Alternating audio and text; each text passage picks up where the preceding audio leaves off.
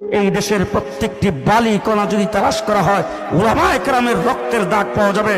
দেশ স্বাধীন করার মূলে উলামায়ে কেরাম, স্বাধীনতার মূলে উলামায়ে কেরাম ইংরেজের বিরুদ্ধে যুদ্ধ করে এই দেশ স্বাধীন করেছে উলামায়ে কেরাম। মাহমুদুল হাসান দেওবন্দি রহমতুল্লাহ আলাইহি রেশমি রুমাল আন্দোলন না হলে দেশ স্বাধীন হতো না। হুসাইন আহমদ মাদানী 144 ধারা ভঙ্গ করে ইংরেজের বিরুদ্ধে বক্তব্য না দিয়ে দেশ স্বাধীন হতো না। লাহোরের চৌকে হুসাইন আহমদ মাদানী বিচারকের সামনে জোর গলায় বক্তব্য না রাখলে দেশ স্বাধীন হতো না। শামিলের যুদ্ধে কাসেম নানুতুবি নেতৃত্ব না হলে দেশ স্বাধীন হতো না।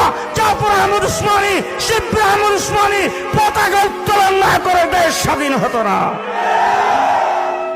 ও আমার ভাইরা, 800 বছর পর্যন্ত এই দেশ শাসন করেছে মুসলমান। এই দেশের ক্ষমতা ইংরেজ দখল করেছে। পৃথিবীর আরেকটা দেশ, যেই দেশটা